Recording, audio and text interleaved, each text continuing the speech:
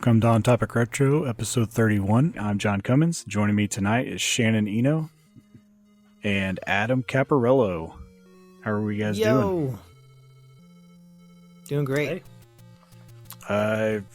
Pretty good. I've had Good. not too bad of a day today. How are you? It's cooled off just a little bit. Everything seems to be going how it should. Nothing too crazy.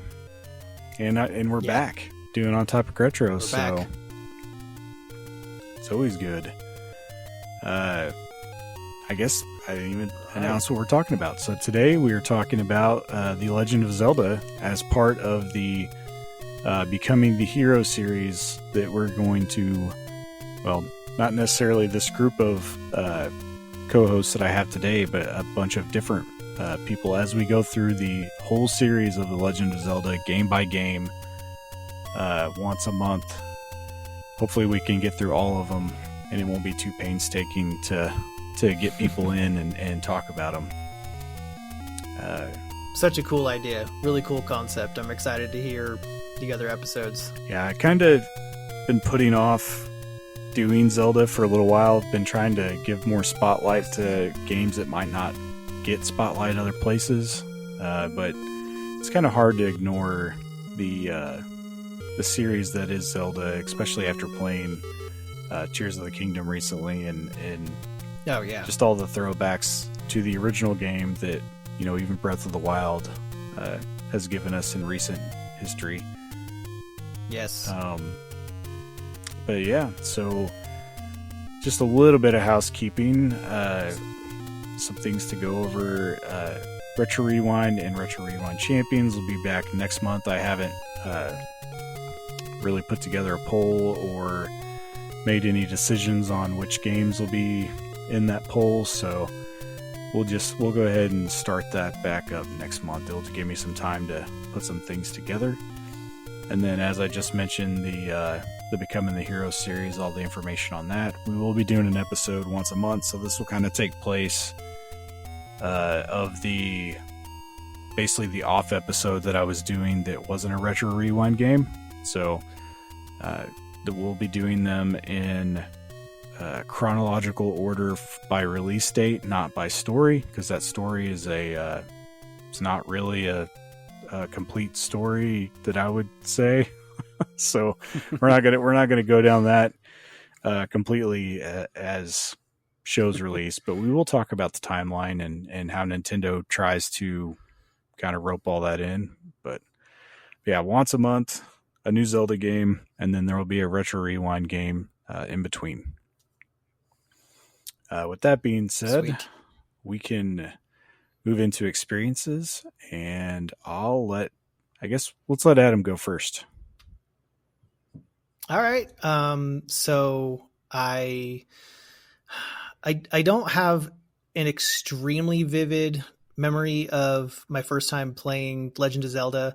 But you know, like probably most boys in the mid to late 80s, I had my NES, played mostly, you know, Super Mario Brothers, Mario Brothers 2, Dragon Warrior, Super Mario Brothers 3. And I would kind of rotate between all of those. And I was at a friend's house and I saw the shiny golden cartridge and I was like, what is that?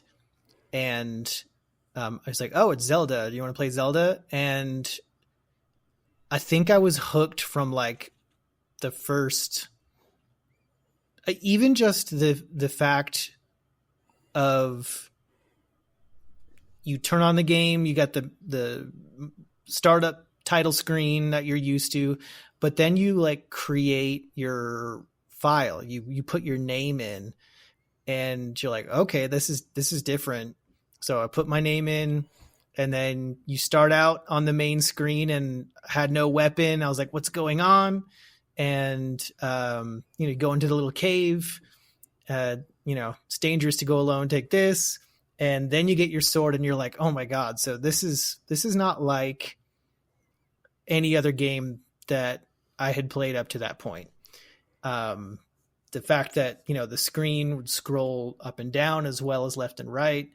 It was just, it was a true adventure game. You'd play adventure genre game. I'd played whatever, Pitfall on the Atari, games like that.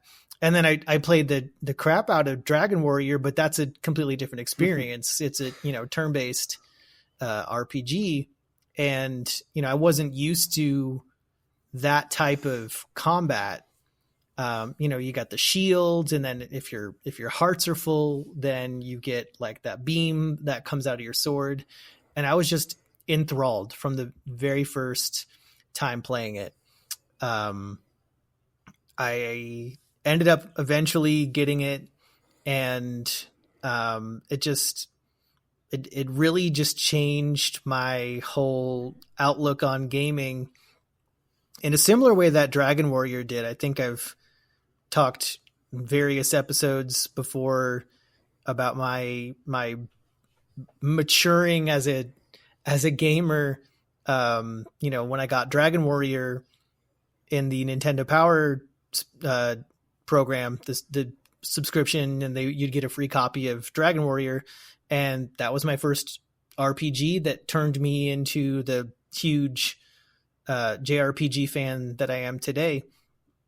In a similar way, playing The Legend of Zelda for the first time set me on that course to be, the big Zelda fan that I am today. So you can thank whoever's idea it was to have that golden cartridge, because that's what caught my attention initially. I do remember that, because I may have never, come across it, because there was no internet back then. It was just like the games that you knew about were, before I got a Nintendo Power subscription, it was like you learned about games from your friends. Like, oh, these are the games that my friend has, or these are the games I played, in the arcade at the roller skating rink. And, a lot of games were word of mouth, and a lot of the secrets you found out through word of mouth as well, talking to your friends about it on the playground and be like, oh, I can't get past this whatever puzzle. And they're like, oh, do this. And then of course you have a lot of red herring. Did you know that you can, if you, go around this tree 8 times and you have all this, then you can warp whatever. Like, there was a lot of fake secrets that were going around the playground too. So you had to be careful with that information. You learned who you could trust with the game secrets eventually. But yeah, that was my first experience with The Legend of Zelda, and played pretty much every game since. And I wish I could go back and experience what it was like the first time. It's funny, and I'm sure we'll touch on this a little bit, kind of the bridge between the original Legend of Zelda game and, Breath of the Wild and Tears of the Kingdom, but they so accurately recreated that feeling of discovery and exploration in Breath of the Wild that I remember feeling playing The Legend of Zelda. It was just like, because in Breath of the Wild and Tears of the Kingdom, it's like, oh, just like what's over this hill and what's in here, and like, oh, I discovered a cave. And, somewhere along the way that discovery aspect of the gameplay kind of felt like there's not really as much of that in like Ocarina of Time, Twilight Princess, and on. But they brought back that just exploration and discovery, and that instant gratification of discovering something new and it being amazing and exciting. And there's something like that around almost every single corner. So I love that. Then I'll stop there, because I'll just go on and on for an hour. Yeah. I like to think, let somebody else talk. Kind of not to lose your point, but I kind of like to think that, Zelda being the kind of the brainchild of Miyamoto and his thoughts on exploration, I kind of Yeah. like to think that Breath of the Wild is how he imagined the original Legend of Zelda in his head, without the Yes, I thought about that without the too. limitations of the NES hardware or the Famicom Right. disk system for that matter. But uh, like to me, that's if I was creating a video game in that time, you have these vivid, you know, dreams and imagination, just thoughts of creating something that looks like that. And Breath of the Wild's probably, Right. you know, in reality what he was thinking when he made it, because they are very, very similar in that aspect. Right. Yeah, because you have a concept, an idea in your head, and then at that time it's okay. You're working with 8-bit, Yeah, here's your sprite. graphics Here's your and background. whatever it is, 64 pixels of sprite and however many colors, and all right, make this look as real as you can. And it is a testament to how well crafted that game is, that you can still go back and have a ton of fun with it and still get wrapped up in the exploration and discovery and just finding that next dungeon and clearing that next screen of enemies. And you can still go back and do that. And, getting into 35, 40 years of 8-bit games, not all of them stand the test of time. No. Some of them just do not hold up anymore. But yeah, Legend of Zelda is not one of those. It's probably one of the best testaments of what games were capable of at that time. And it's, almost infinitely replayable. And so, just talking about it makes me want to start a new file and experience it again, all over again. Yes. I love it. Awesome. Shannon, you can go next and I'll go last. Boy, I got to follow that up. Wow. No, I so much of what I could say would just echo almost everything you said. Sorry. No, I love it. You say it much better than I probably would anyway. For me, Zelda, I have very, very clear memory of playing it for the first time. Mostly because it was the very first Nintendo game I ever played. So I had played Atari, lots of Atari up till that point. So I guess theoretically I played Donkey Kong. So I guess I would have played a Nintendo game before a Zelda, Nintendo game. Yes. But the very first actual NES game I ever played was Zelda. And it had to have been, I'm trying to figure out at this point, I don't know if it was given when it was released in North America. I'm beginning to think it was probably a year, the summer after it came out, that I actually played it for the first time. But I was well aware of the NES and everything. I had that, quote unquote friend at school who claimed to have an NES in like every game, but always had a reason why nobody could come over and actually play it. So I don't know if it was true or not, but we went over to my mom's cousin's house for a pool party. And they're like, oh, you can go get changed down in the basement. There's a bathroom. And so I went to go down there, and I was walking by their TV, and there's a Nintendo sitting there. And I was like, whoa, that looks cool. And they're like, you can play it if you want. And I was like, absolutely. So never made it out to that pool party, turned on the Nintendo, and what was in it was Legend of Zelda. And I fell in love with video gaming at that moment. Not just Nintendo. Yep. I became a Nintendo fan that day, but I truly, truly became more than just video games are pretty cool, to being like, I'm going to be playing video games the rest of my life. Yeah. At that moment, it was by far, like like Adam said, it was by far the most incredible experience of gaming I had ever had to that point. I mean, other than, like you said, yeah, Pitfall. I don't even know if that point I had played an one of the adventure games from Atari, right? But like there was didn't play nothing Adventure? else. Yeah, right.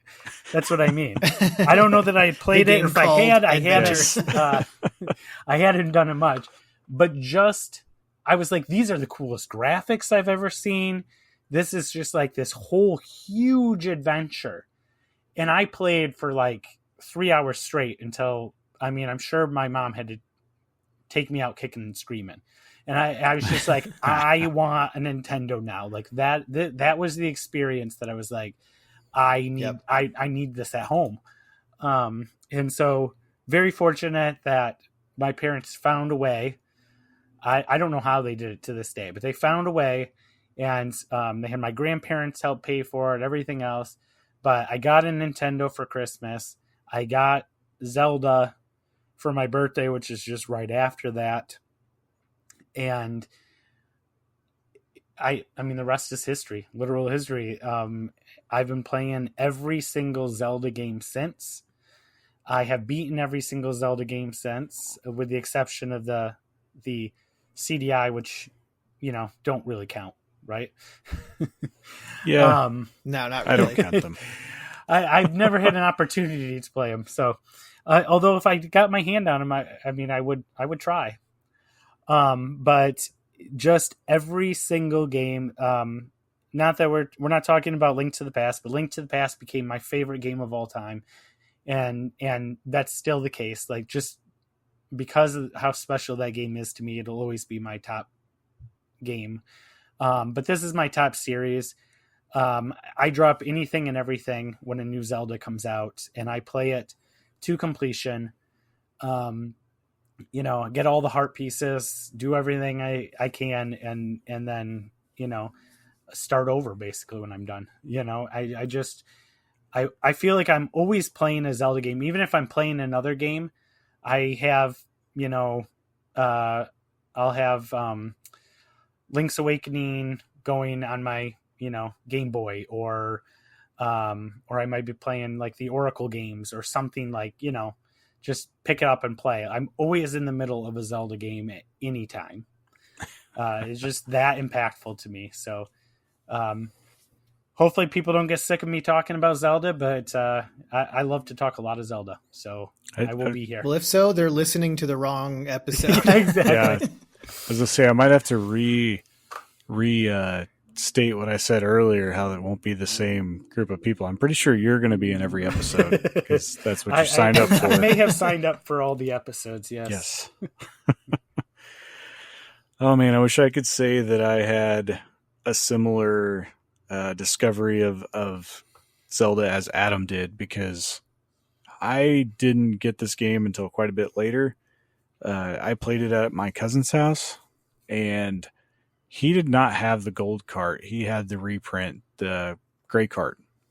So I didn't even know the gold cart existed for quite a while. And like, I remember finally getting the gold cart and thinking it was like something unique, when I get it, and then to find out, everybody has the gold cart. And at that point in time, the gray cart was actually kind of harder to find. So it's kind of still is. Yeah. It's kind of a weird it's deal. It's still like less common to find it. Yeah, the NES, the reprints are always kind of like Metroid with the yellow label. It's always harder to find those, but I'm still on the hunt for what I would consider not necessarily mint, but a very pristine gold NES Zelda game. I have the with the box. It doesn't have to have the box. It's just that every one that I own a not so great copy, but I'm just trying to find one that basically hasn't been played too many times, because just putting them into the NES makes them start to show some black cart underneath. Yeah. So right. I've noticed that over the last few years, it's been harder to find good looking gold cartridges. Yep. They have corroded over time, or they just weren't well taken care of. And finding a nice shiny one that's not all jacked up and either corroded or scuffed up, it's getting harder to find those. So that was kind of one of the things I was looking for at CGF, but I didn't really see anything that I would consider pristine or worth paying, full price for. I do have a almost near mint Zelda 2 gold that's like Nice. it's looks like it's never even been played.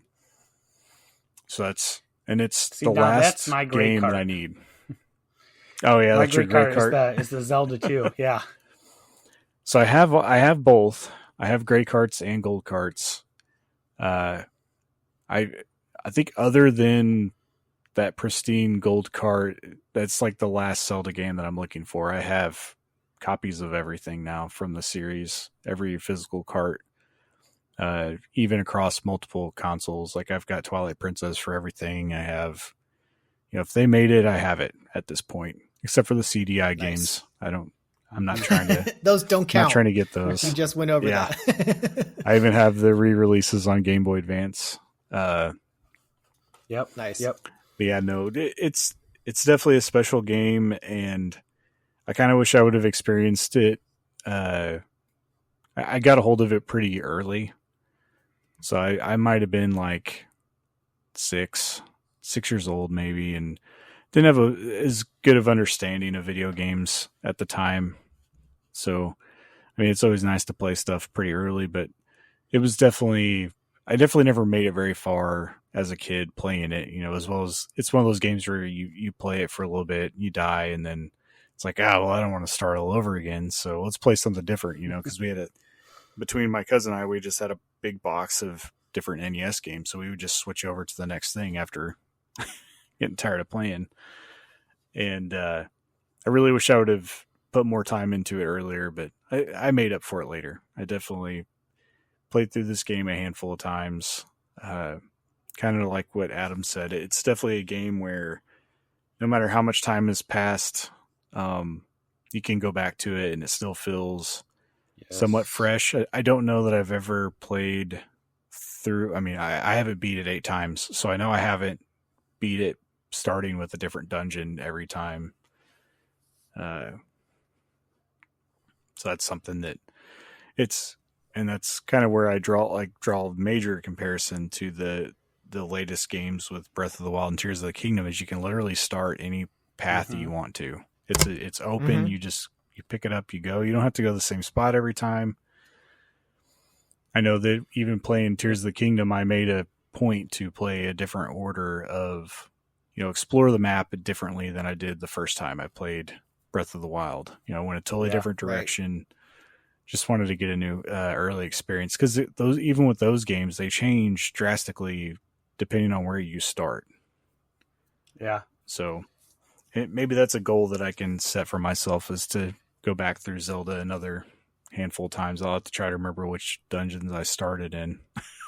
Yeah, as long as you can get there in the overworld, you can do them in any order you want. And so it's just a matter of, you might have to go to it if you want to start, you might have to go get the raft, know, and in a level, and then, but you don't have to defeat that level. You can just go in and get the raft, and then you can start, by defeating, Labyrinth 4 or whatever, So, yeah. It's a crazy game, and to think about how many other games that this game has influenced. Would we have,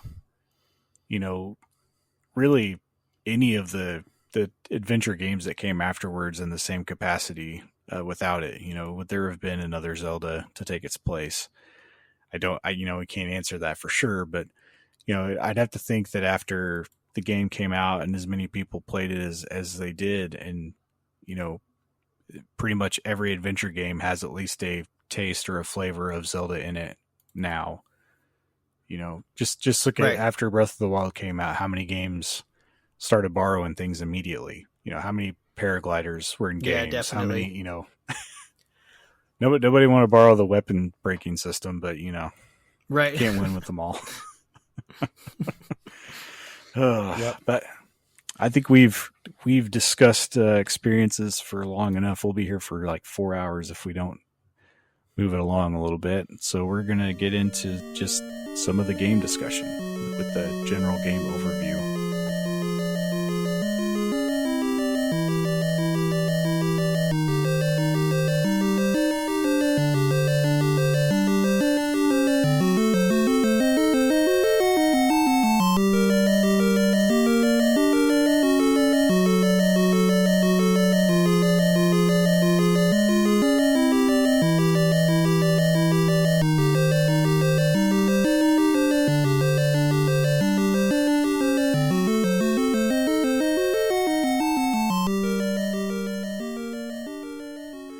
So the let's see, Legend of Zelda came out originally in Japan on February 21st of 1986. This released side by side with the Family Computer Disk System of the same time. For the NES, we would wait basically a year and a half. We would get it in August 22nd of 87. The PAL region would get it November 15th of 87, and then Japan would get it again for their, I believe this would be like their, the mini console actually took the Famicom game, not the disk system game. And they would actually get that in 94, which is pretty late to be getting a Famicom game, essentially. As I mentioned in my experiences, these games were re-released for the Game Boy Advance. The NES games were, and that happened in Japan on February 14th, 2004, and North America on June 2nd, 2004, and PAL would get it on July 9th, 2004. So pretty tight grouping there compared to some other games that we see. I'd also like to, this game wouldn't even have been possible if Nintendo hadn't decided to release the disc system as kind of an add-on, basically a power boost per se. It was extra memory for the Famicom, basically. This game would have been too large to fit on the original Famicom cartridges, and would have been lacking that save system that makes it playable. Could you try to imagine playing Zelda in one sitting? Or all the way through, or putting in the passwords, or having to do passwords. It would be rough. You can't. With passwords you can't really do items the way that Zelda would need to do. Like, it would be very difficult to try to pull it off. So it kind of makes sense with the difference in such a long wait time between the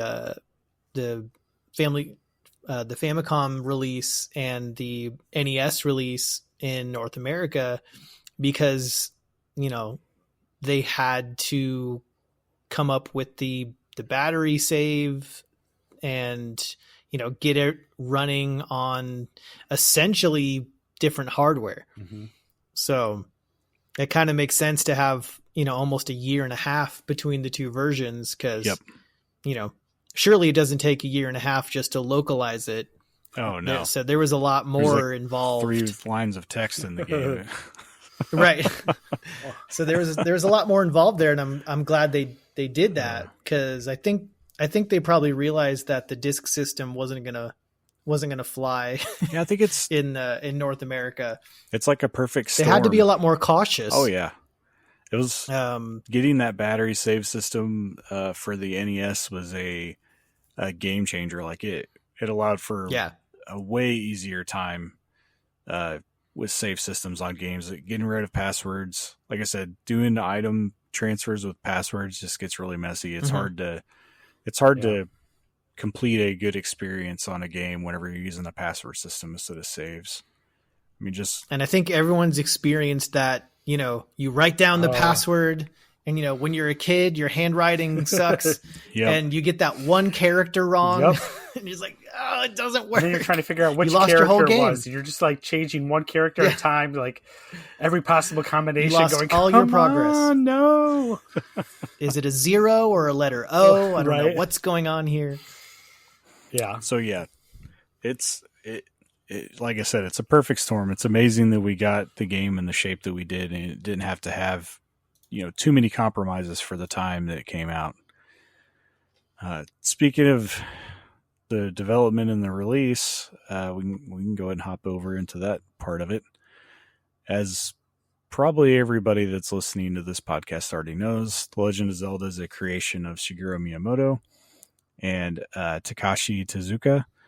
And the thing that I found the most interesting is, we have this big story that we get from Legend of Zelda, but none of it is actually told in the game. The whole story was told in the manual. Mm-hmm. And if you're like me, I got a secondhand copy from somewhere, whenever I originally got it. I didn't even have the manual. So same. This is how I think that a lot of people in America are confused early on of, are you playing as Zelda? Is it, right. There's just nothing to go off of there. So this manual had the whole story, and it was written by a man named Kaiji Terui. I do not speak Japanese, so I'm butchering these, but I thought it was kind of interesting that this guy came from basically anime fame. He did story boarding for Dragon Ball. So definitely had some credentials there that they pulled a pretty big name, I think, to work on the story for this. Yeah. And as I mentioned before, this game launched with the Famicom disk system. I don't know if it was ever a pack-in or if they had pack-ins for the disk system, but definitely same time. So this would have been the game that everybody kind of flocked out to get and mm-hmm. Go talk to their friends immediately, I imagine. And everyone's kind of, I would assume by now, familiar with how Miyamoto's described his creation process for this game. He's quoted that he wanted to flesh out the idea of a game world even further, giving players a miniature garden that they could put inside of their drawer. He drew inspiration from his experiences as a boy in Kyoto, where he explored nearby fields, woods, and caves. He's always trying through Zelda games to impart players some sense of limitless wonder he felt through unknown exploration. So he's always kind of telling the story that, as a kid, he did all this exploration, and this comes across in many games that he's developed and designed, where you get to see kind of bits and pieces of his childhood experiences come across. Games like Pikmin and, even Mario has bits and pieces of exploration and things in it that he kind of draws from. So I always find that kind of interesting. I don't know how much of it, Miyamoto's been known for saying some things that are kind of loose, but so it's my understanding too that early in development, it was really the dungeons that, and or the caves that, or dungeons, right, that we know them as, is what was really done first, and that the developers, including Miyamoto, would design these dungeons and send them to each other to play through. And it really, though, was Miyamoto said, we really need, I want to travel to these places too. Like I want the adventure of finding these places, not just playing through them. And so that's when they started developing the overworld that would connect to some of these dungeons.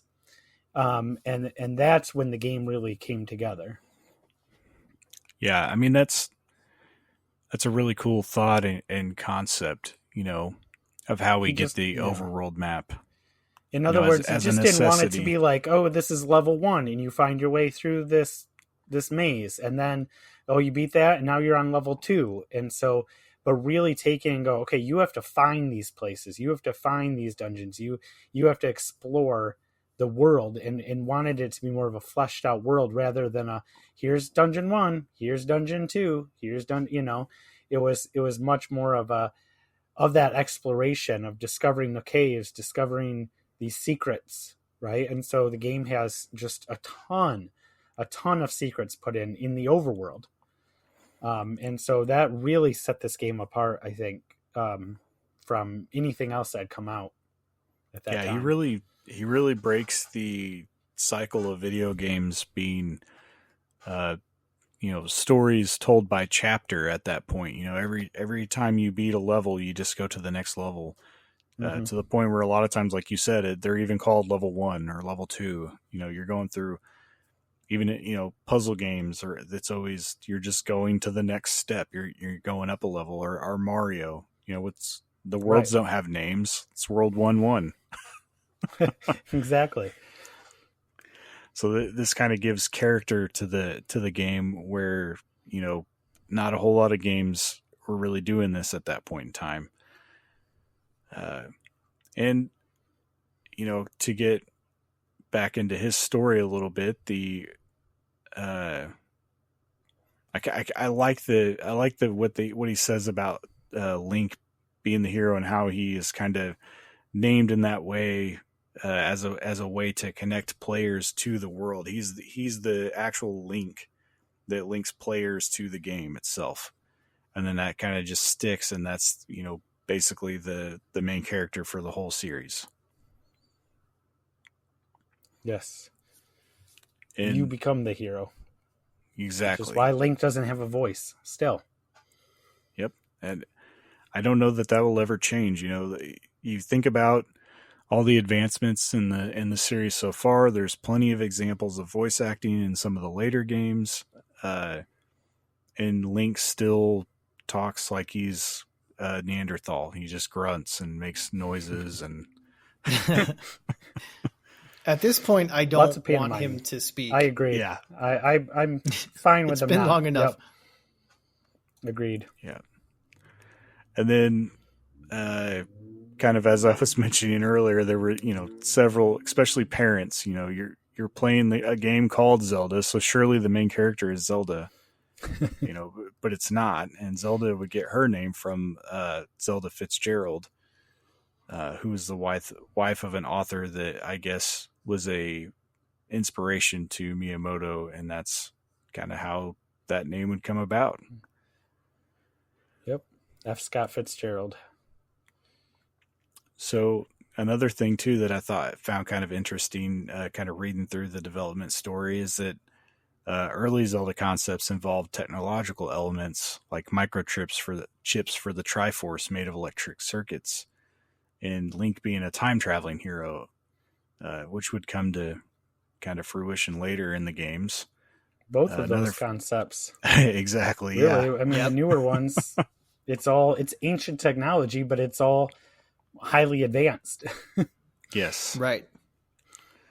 And in fact, I know in Hyrule Historia book and some other stuff, you could find concept art from some of the early games, not just from the first Zelda, but even as far as like Link to the Past, where Zelda or other characters are wearing more of a sci-fi type costume, so to speak. Yeah. And as opposed to more of the fantasy based that we ended up getting in the earlier games. Yeah, I think you kind of get that feel that they've always wanted to bring more of a sci-fi, or I think it just leads to better, or not necessarily better, but just different story beats that they can hit on with fresh ideas. You can only have so many games where Link does the exact same thing, has the same, same purpose in the game over and over and over again. So in order to make it fresh, you can kind of see some of these ideas that were dropped in earlier games come back later. I mean, the time traveling stuff has been hashed out over and over again. Now it's almost, to the point where we've seen it so many times with Zelda that you need something new at some point. But, adding a motorcycle to Breath of the Wild, there's, just different wild ideas that end up coming up in later games. Who knows what we'll see in the next game. All the different, there's a freaking vending machine in Tears of the Kingdom. Yeah, I was gonna say, instead of giving you a new vehicle, now they're like, okay, you build your own. Just you want a motorcycle, you got to build it. I didn't know that Legend of Zelda was gonna like come full circle and become Lego racers, like right halfway. Yeah, and Shannon brings up a good point. If anybody that's listening hasn't really got into any of the physical media like books and Zelda Historia and all the encyclopedias and stuff, there are tons of great just never used artwork, never used story pieces in there, just different things you can read about where they kind of pick the brain, and just tons of good stuff to get from those books. I definitely recommend reading them. Yes. And let's see. We kind of touched on that. Let's talk a little bit about the music. This is where we bring Adam in. Woohoo.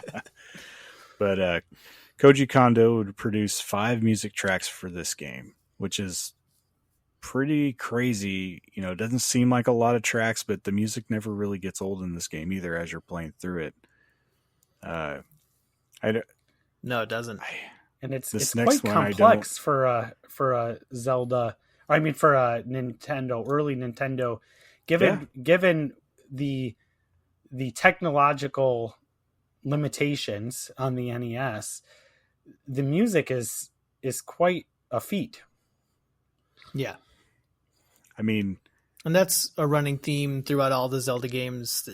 There's motifs that, follow all the way through from the very first game. But it's crazy to think about just hearing that there's only 5 music tracks in the whole game. That sounds so crazy, but number one, there was a space limitation. There was only so much data that you could put on the cartridge. Yep. And it's almost, in this day and age, it's really difficult to kind of wrap your head around how minuscule the amount of memory is on these NES cartridges. So they had to reuse. That's why you see a lot of enemies that are they are basically the same enemy, just with a different color palette. Yep. Stuff like that. Anything to save space and to put as much content into the game as possible.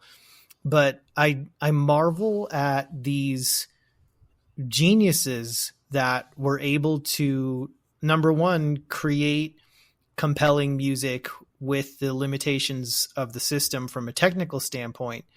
But then also the fact that, you might have a, whatever it is, 15 or 30 second looping piece of music, and you might hear that for hours, that same 15, 20 second loop over and over again.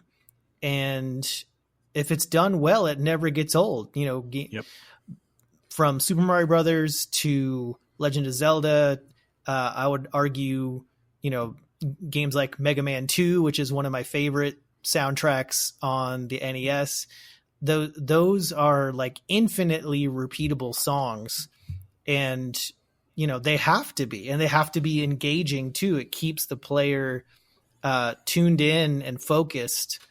If I'm working on a project for work or whatever, and I've really got to focus, I'll put on like NES music. Yes. Because there's something really, there's just something about it that almost forces your brain to tune in and really focus on what's going on.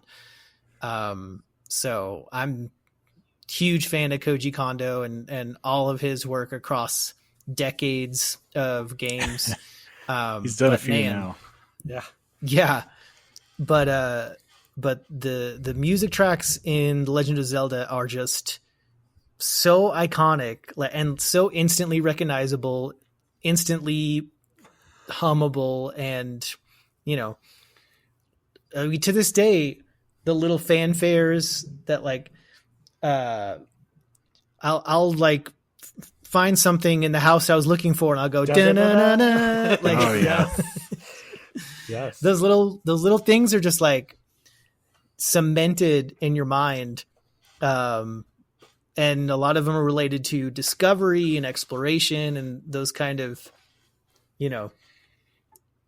those human traits that most of us don't really use anymore outside of video games and stories. Most of us don't go exploring in the real world. So we have to do it in these virtual worlds that have been created. And the overworld theme almost that we have, that's so iconic, we almost didn't have. Yeah. Almost. Yeah. Tell the story. Yeah, you started it. You tell All right. it. So originally, Nintendo wanted to use. I think that none of us can actually pronounce it, so that's probably why nobody wanted to jump on it. But originally, they wanted to use a track, some known music, right? And Maurice Ravel's Bolero, I think is how it's pronounced. And I've listened to that, and it's kind of hard to try to figure out what that would have sounded like on the NES. The sounds coming from the NES, but they wanted to use it. And in fact, my understanding is that until right before release, not that long before the game was to be released, we're planning on using it. However, they found out kind of last minute that it was still copyrighted, and it was a matter of I don't know exactly. I've heard weeks or months or less than a year up, but they couldn't release it with that music in it at that time. So they had two choices: either delay the game or change the music. And so they opted to change the music. And so basically in the span of one day, he created the overworld theme that we know today. Imagine one of the most iconic game songs of all time. In one day. It was composed in one day. And by chance. Is how the story goes. Yep. I mean, I feel like I do my best work under pressure at the last minute, but dang, that's wild. That's a genius right there, right? You can't 100%. You can't deny that. I mean, it's just incredible. And now it's become one of the most recognizable and most popular themes in video games, hands down. For sure. And Koji Kondo's done just tons of killer knockout soundtracks for games, throughout. Basically, most of the Zelda games have at least some kind of music that was produced by him. He's just done so many things, especially on the NES. Early on, he was kind of the go-to for so many things. There's tons of good. The music just orchestrates so well. Whenever anytime they get an orchestra to perform these albums live, those are the kind of albums you want to pick up for Zelda songs. Yes. They're always amazing. I believe that's kind of it for development. So I think we already talked about the gold cartridge. So yeah, we've kind of hit it all. So I guess now we can kind of move on to the little bit of story that was given to us from the instruction booklet. It's interesting.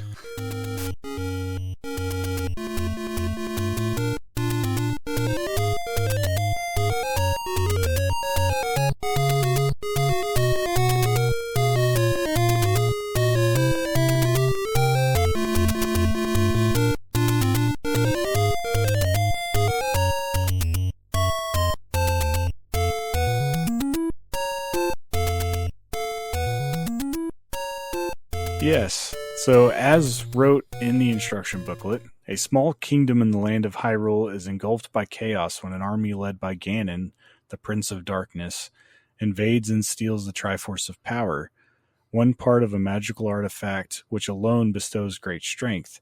In an attempt to prevent him from acquiring the Triforce of Wisdom, Princess Zelda splits it into 8 fragments and hides them in secret underground dungeons. Before eventually being kidnapped by Ganon, she commands her nursemaid Impa to find someone courageous enough to save the kingdom. While wandering the land, the old woman is surrounded by Ganon's henchmen when a young boy named Link appears and rescues her. Upon hearing Impa's plea, he resolves to save Zelda and sets out to reassemble the scattered fragments of the Triforce of Wisdom, which Ganon can then be defeated.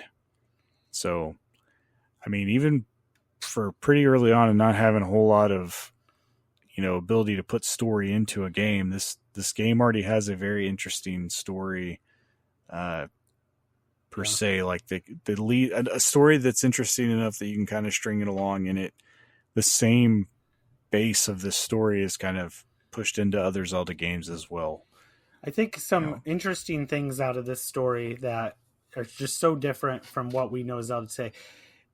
First of all, that it's a small kingdom in the land of Hyrule. It is not all of Hyrule at this point. So, in some, I know in Hyrule Historia and other places, they kind of reference the fact that this is a world of decline, right? This is the world of decline. The things have not been going well in the kingdom that we know of Hyrule.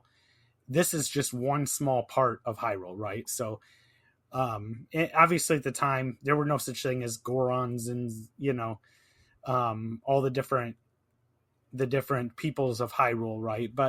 But really this is just one small little part that was all that was left of the kingdom of Hyrule at this point, even though it's the first game. Now obviously that wasn't how it was meant to be at that time most likely, but it does say it was a small kingdom in the land of Hyrule, that it wasn't all of Hyrule at this point. Also, what's interesting to me is the fact that it's not these dungeons. Zelda put these pieces of the Triforce in the different dungeons. So yeah, she hit it. So, part of me just wants to know why Ganon just didn't go and use his minions and himself to just go get them himself. Maybe there's a reason. Maybe they couldn't enter in these dungeons. I don't know. But it was actually Zelda who went and hid these items behind, these dungeons and these bosses. And, you're not really defeating Ganon's, dungeons. These are dungeons that she put the pieces in. Yeah. So, also in the story, and as well as if you look at the artwork for just the original game, Link is basically a kid. Yeah. Oh yeah. Yeah. When we think of Link now, we obviously you had the time traveling aspect in Ocarina that displayed that, but we think of Link now, you think of basically young adult Link from Breath of the Wild or Tears of the Kingdom, but he's a small kid 10 in years this old. game. He's a young boy. Like it's just it's kind of crazy how much things have kind of changed. But I do like the fact that Impa is still part of the story. It's Ganon, not Ganondorf. So this is he's already fully transformed or whatever in this game, so to speak. Right. It's just we don't get both. And there's nothing about the Triforce of Courage. Like that doesn't come into play until the second game in the series, where we actually get the third part of the Triforce. Well, they make mention of it at the end of the game, don't they? I don't recall them mentioning it at the end of the game. I was thinking that they did, but that I might be wrong. And I thought in the timeline piece it also mentions that it's found at the end of the game. Yeah, I mean, I could be wrong. It has been a little bit of time since I played all the way through this Legend of Zelda, the original, but I don't remember any mention So of since the we're Triforce of Courage. we're at we can kind of talk the timeline portion of it. This game is considered by Nintendo to be basically the second to last game in the arm of the timeline where Link is defeated.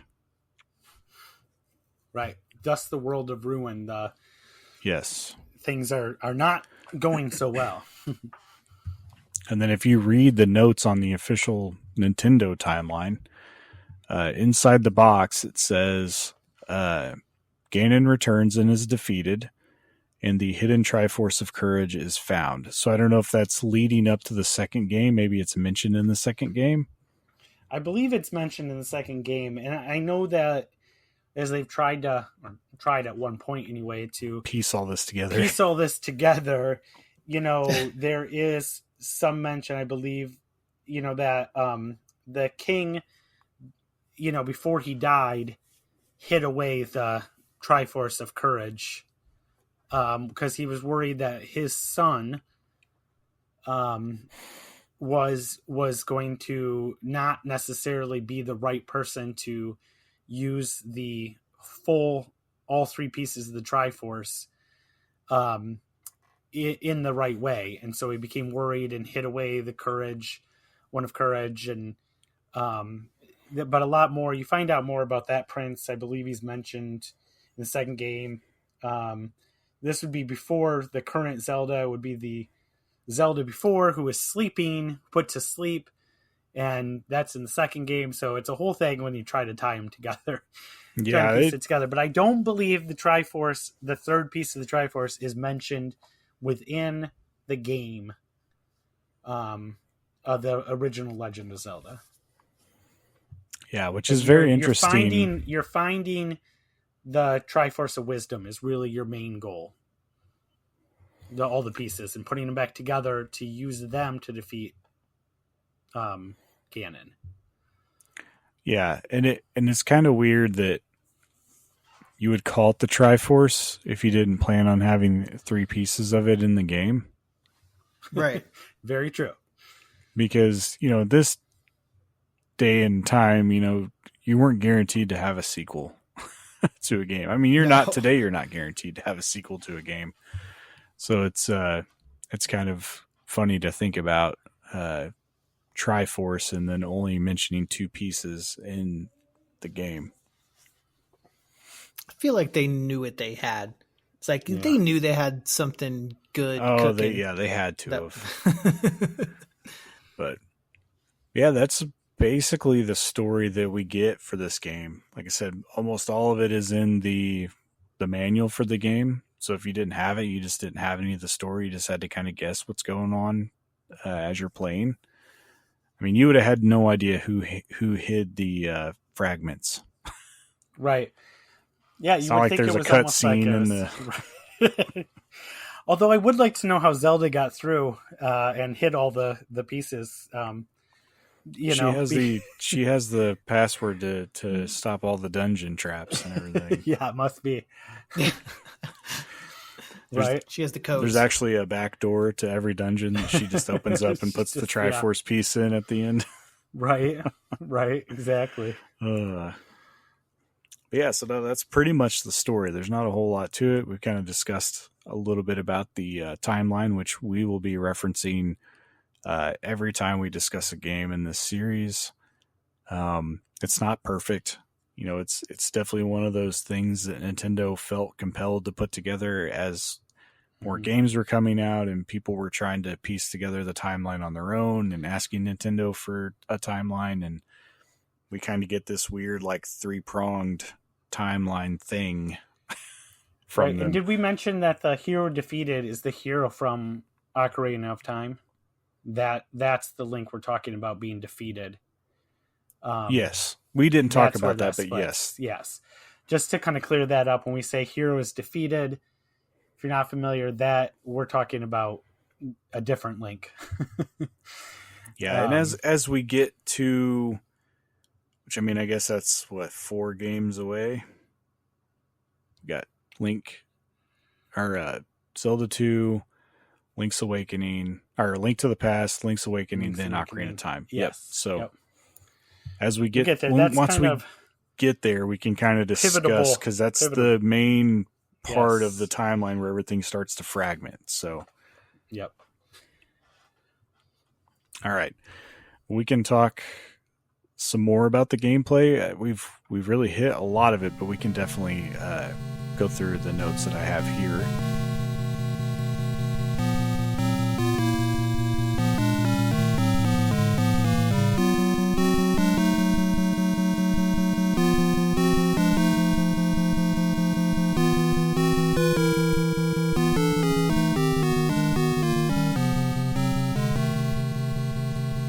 We've already been hitting very much that Legend of Zelda is a very open world adventure game.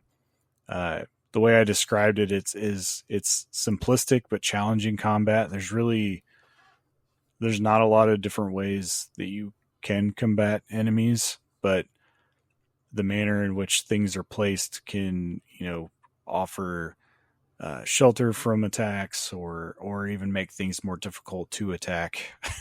Based on where you're positioned in the game. So it's kind of one of those games where it's very easy to understand and to play, but very difficult to master, especially towards the end of the game with some of the enemies being more difficult to defeat.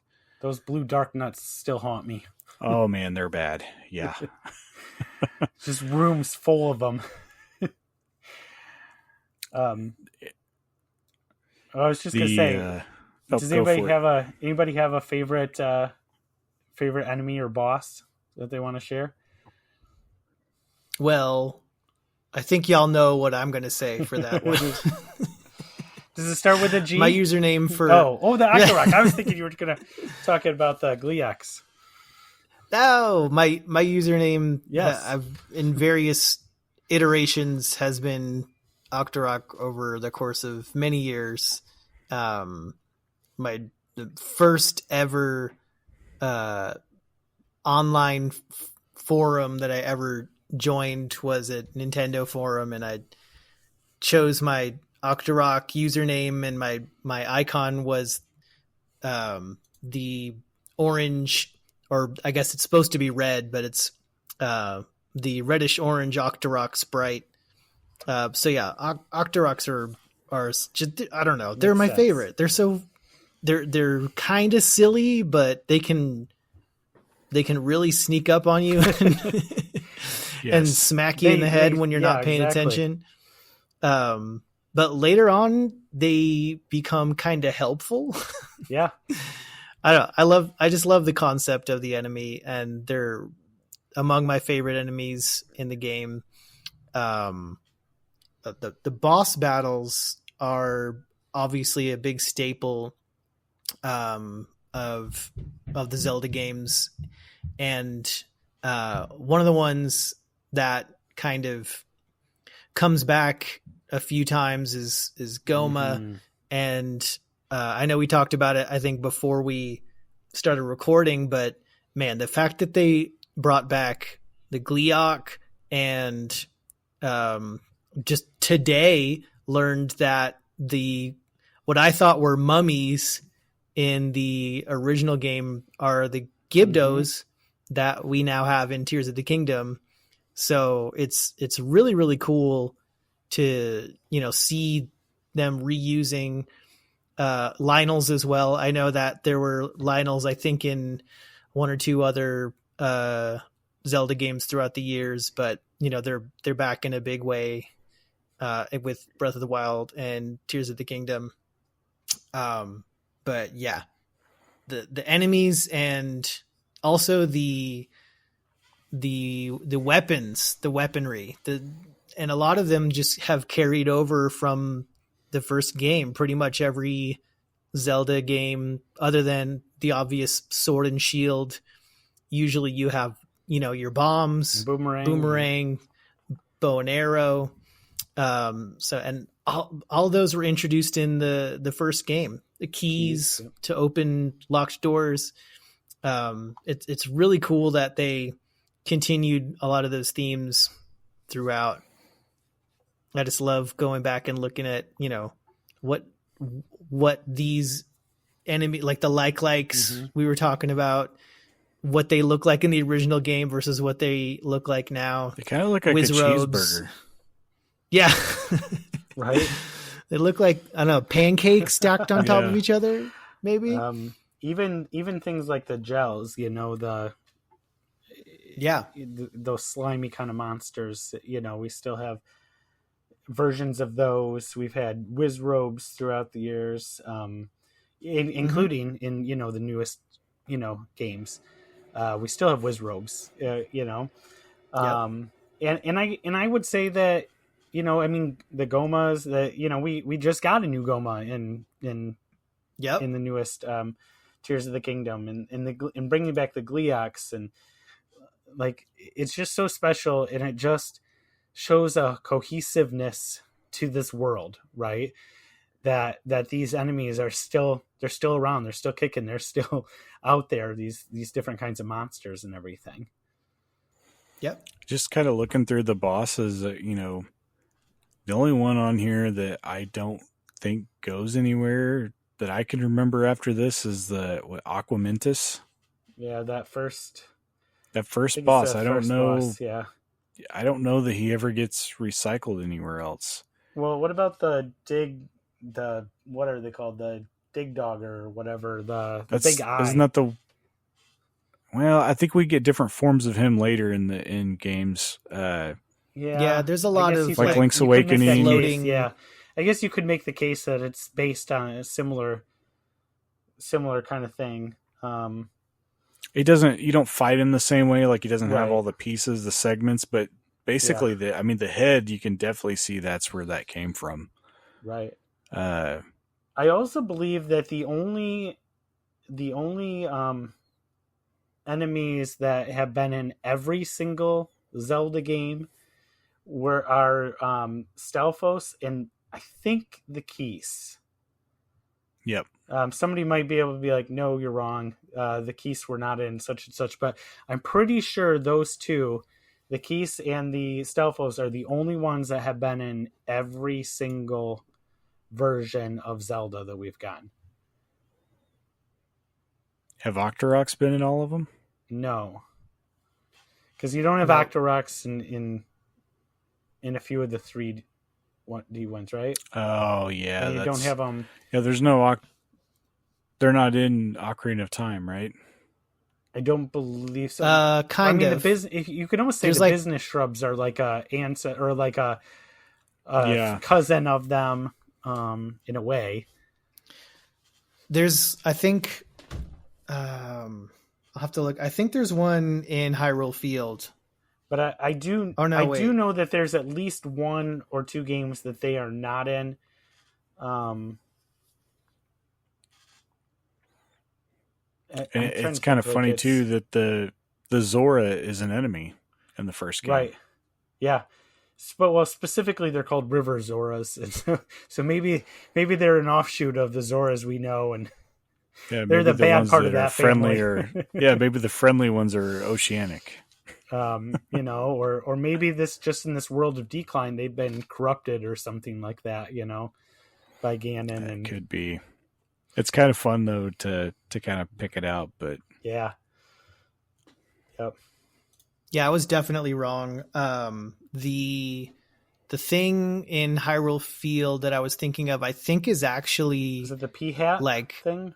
The pea hat, that weird spinning thing. Yep. Octoroks are actually not aquatic creatures until we get to Ocarina of Time. They're on land, right? In both the original Legend of Zelda and in Link to the Past and Link's Awakening. They're on the beach, right? I believe so. That's one that I need to play all the way through. I borrowed Dan's copy of the Switch remake, and I played a little bit, maybe a couple hours. I kind of got frustrated with it. What game was that? I don't know. I'll have to get back to it at some point. Link's Awakening. Yeah. They are in there. I remember they're on the beach in that game. I do know. I'm just so happy we're talking about Octorok so much. Yeah. I didn't expect so much Octorok Sorry, I discussion. just thought it was an interesting piece of trivia that I remember that there's only I think it's Twilight Princess. There's no Octoroks. I cannot for the life of me remember Octoroks in Twilight Princess. I don't think there are. I don't remember them in Skyward Sword anyway.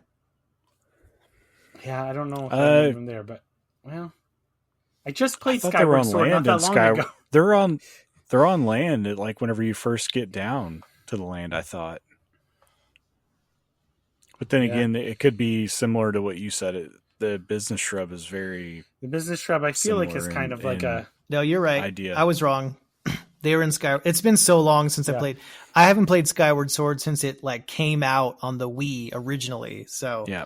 My memory of Skyward Sword isn't the best. Yeah, I want to say that it's Twilight. I do not, for the life of me, remember I'm in Twilight Princess, but I do know that they have not been in every game. Only the Stalfos and the Keys, I believe, have made it in every. It's kind of crazy. Game. Yeah, they're not. I'm looking through the little Zelda wiki here. There is no mention of Twilight Princess in the Octorok page. Okay, yeah, so I got to think that's at least that one. I guess that's the only one I could think of. I think I can say there were Octoroks in the rest of them, but yep. So close. So kind of to get back to the gameplay a little bit, something that's kind of unique to this game, especially at this time, is all of the different screens or scenes that are kind of pieced together throughout the world, and just kind of how vast it is. And due to the limitations of the Famicom hardware, your open world, it kind of scrolls. So as you go either left or right or up and down, it's a single screen, but whenever you get to the edge of the screen, it kind of scrolls over to a new screen, and then now you're in that spot. And you can do this over and over again. It's almost like each screen is like a grid from a piece of grid paper, right? And so it's almost like you're exploring them one square grid at a time, which is really an interesting way for them to be able to, create an overworld that way. And apparently there's 600 separate pieces in the overworld, are with that's the whole game, and the overworld consists of over 97, and the underworld consisting of 9 multi-scene labyrinths. Yeah. So that's a lot of different,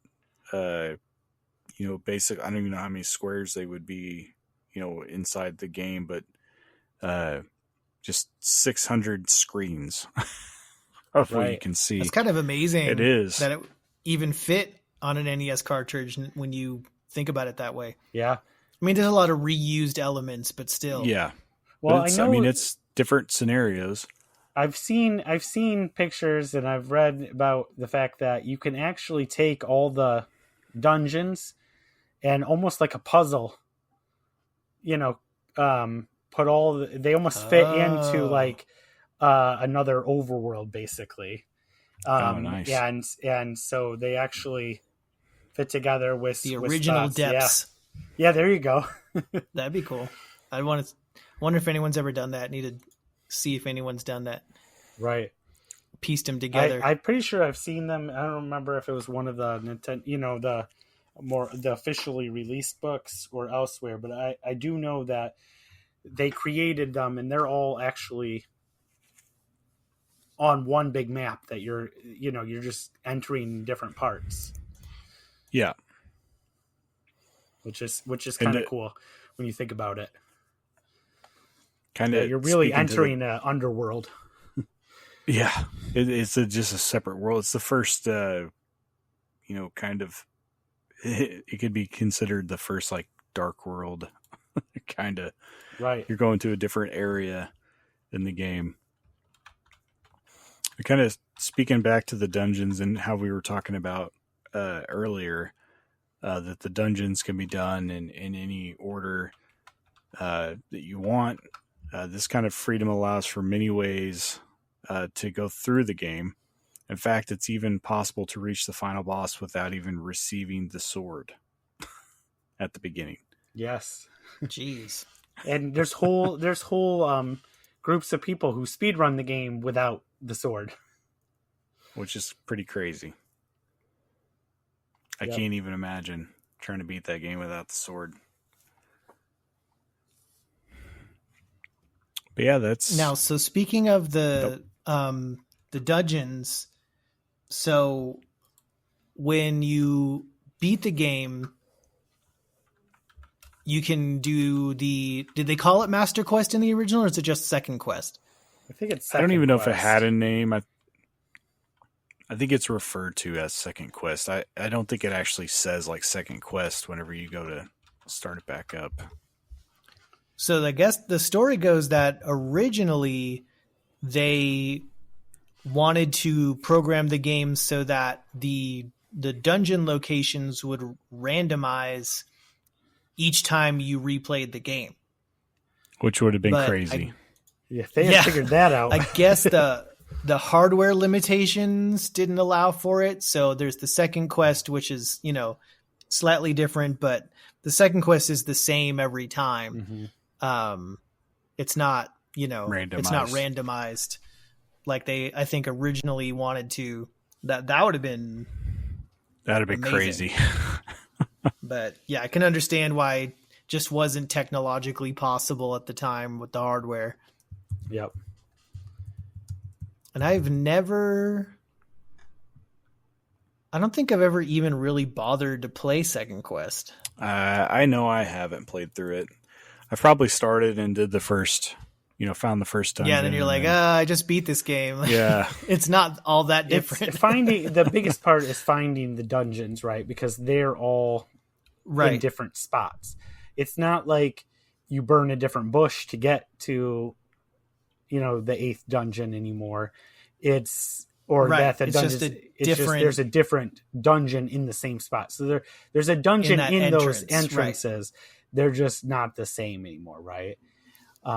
Right. But the other thing I think when we talk about this game that I think is worth mentioning is the fact that, there is no handheld. There's no tutorial. There is no way, like, unless, Adam was kind of speaking on this earlier, unless you were talking to somebody who had found it, word of mouth, or you had Nintendo Power or whatever, weren't Nintendo Power. The idea of going up to a random screen that had just a lake in it, and blowing the whistle and having that drain the lake to find, a dungeon was like, there wasn't anything like that at the, at the time. Like, that's just, it was so, just, find it if you can, there's just nothing to help you. And Pretty I guess crazy. That was, that's kind of the case with a lot of games back then. There wasn't a lot of hand holding. It was just like, here's the game, and we depended so much on, what you heard out the playground or in Nintendo Power, or you can call us. Yeah. Whatever it was. Yeah, the hotline. $3.99 a minute. Exactly. Or call the hotline. And, and like you said, you heard all sorts of wild and crazy theories about, oh man, I found an extra, there's a 10th dungeon and you got to do this, and this. And then you can, like play as Ganon, or I don't even, there's just some really wild, crazy things back then. Wild stuff. Always. Yeah. Yep. But you were so dependent because there's no way, even with the almost unlimited time that so many of us had to actually play games back then, that you were going to randomly figure some of this stuff out. Right. Some of these early games. Yeah, no, that's pretty much what I have for notes on the gameplay and stuff. I guess we can kind of move into wrapping this thing up and getting out of here. So as part of the outro, I'll let you guys, if you guys have any last thoughts on the game? And if not, we can kind of move on to promoting what you guys have going on. Adam, if you've got anything else you want to talk about. I don't have any final thoughts on the game itself. I will mention that I just started playing Tunic, and the obvious inspirations are, come on. It's that's like the whole concept of the game. Is it, a different version of a top-down Zelda. But I think that the influence of this game, Robin Williams named his daughter Zelda after the character in the games.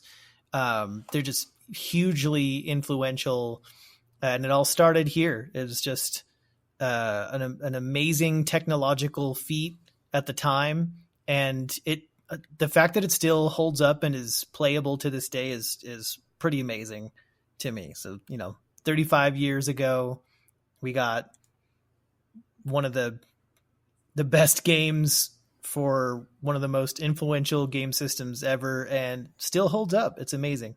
Yep. All right, Shannon, do you have any additional thoughts on the game something we missed? I don't know that we really missed too much without going ultra deep and spending the next 4 hours talking about all the minutia and every dungeon. And I will just say that the game is a masterpiece, and I realize that it's not a modern game, but if you can put yourself in our shoes, especially like Adam and I, when we had experienced other video games, but nothing like this. And it is, like he said, it's probably one of the most influential series of all time. And here it started right here. And it is really a masterpiece of a game. It holds up. It's just so played. There's a reason why there are groups of people who devote themselves to just speed running this game, playing this game, hacking the ROM to randomize where you find everything. There's a reason why people still play this game today. It's just that good. Nobody's doing that with Pitfall, as much as Pitfall was a great game. Nobody's still trying to figure that, to do those things. And so this game is just, start to finish. It's just, it was ahead of its time. And, it just really, you can still feel its influence today. So. Agree. 100%. Well, let's see. Shannon, do you have anything going on that you want to talk about promotion-wise? I do some streaming. I try to get better at actually doing it a little more routinely, but I do have a Twitch page. Right now, I've been playing through Final Fantasy Adventure, which is actually the first Mana game in actuality. So I've been playing that, which is got a similar kind of style to an influence from Zelda. So I've been kind of playing through that. I can also be found. I do some first looks for the Nintendo dads. So sometimes on their YouTube channel, I'll be on there trying out a new game. But other than that, I'm pretty much on Discord, on the retrologic, Nintendo dads, and the family of podcasts. You could find me anywhere on there, or Spider Shan. Awesome. And then Adam, you can give us your best retro groove shtick. Oh yeah.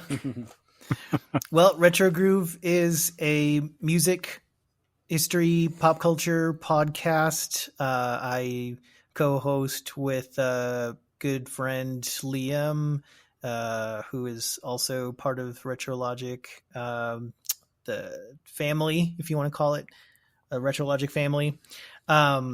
We are about to wrap up our summer hiatus. We have traditionally taken the summer off, which means we are pretty close to launching season 3 of the podcast. We're going to try to do some new things this season, so stay tuned for that. Retro Groove is anywhere where you can get your podcasts. I also have a silly little YouTube channel. Just posted a unboxing video for the Tunic physical edition just yesterday. It's Octorock_1982 on socials, Twitter, YouTube, and I don't have my streaming setup put together at this point. Been moving over the course of the summer, and half of my equipment is still boxed up, and my game collection isn't even in the same state as I am at this point. So hopefully to get that rectified soon. Yeah, check out Retro Groove on your favorite podcast platform. If you like silly gaming videos and other oddities, you can check out my YouTube page. And that's about it. Awesome. Appreciate you guys for coming on. Thanks for doing this. Awesome. This is usually where I announce the next game. Since we didn't have a Retro Rewind game running for this month, that means that the next game that we do will probably be Zelda 2. So, being that that's the next game in the series, we'll continue it on there. And then after that, we should have a Retro Rewind game to discuss following that episode. So stay tuned. If you're not a Zelda fan, there's still more games coming that we'll be talking about that aren't Zelda as well. If you're not a Zelda fan, How? how did you get this far into this That's episode? Exactly. If you're not a Zelda fan yet, maybe we made you one by the end of the episode. And if you're still not a Zelda fan, get out. I just can't comprehend Please not come back, being a though. Zelda fan. Oh, I'm sure I know, that right? I'm sure there's somebody I out know. there. There's always somebody. They're like, And that's fine. Final It's, Fantasy you was like better. what you like. You like what you like. And a lot of it has to do with what you played growing up. hey, So I remember specifically when Skyward Sword came out and like people were kind of dropping off for a little bit, and like Skyrim came out that same day almost. yeah. And Yeah, like they're right so there many, the same week, I think. so many people that I knew were like, I'm not playing Zelda. I'm going to go play Skyrim. And it's like, I can't do that. No, but I'm Yeah. sure most of those people came back at least by the time we got to Breath of the Wild and Tears of the Oh Kingdom. man. Yeah. A few new fans coming in at that point. Oh, there's Yeah. tons of them out there now. I think it's rejuvenated. So I think it's all good to go. Thanks for listening on Topic Retro, part of the RetroLogic family of podcasts. If you'd like to send in your personal experiences for the next show but don't have Discord, you can send them to ontopicretro@gmail.com.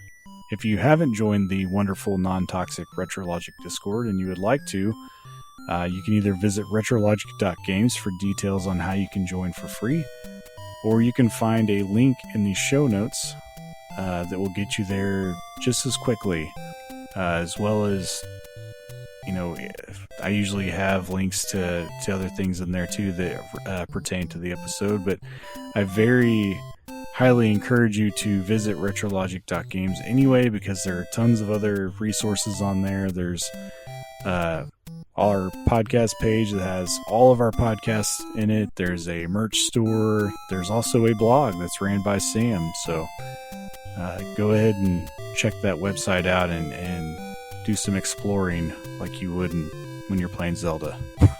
Yeah.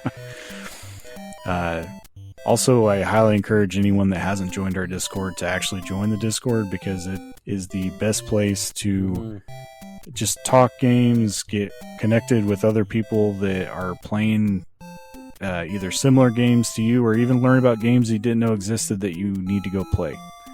It's definitely the place to be. It is very friendly. I don't know that I've ever seen a single person out of the over 100 members currently that there's never been any discourse that I've seen. No. Nobody's ever. No, it's the least toxic place on the internet. it- People of all ages, backgrounds, genders. It's wonderful. People that even are just not even extremely into retro video games even. So Yes. all sorts of it. All sorts of people. It's great. We have such a large umbrella of podcasts now that we've kind of brought in people from all kinds of interests. So there's always something exciting and definitely plenty of people to talk to that you can relate to. So definitely come join the Discord. Have lots of fun there. That's it for this episode. Stay tuned for more Zelda and more on Topic Retro, and we'll see you guys next time. Bye now. Dun-dun-dun-dun.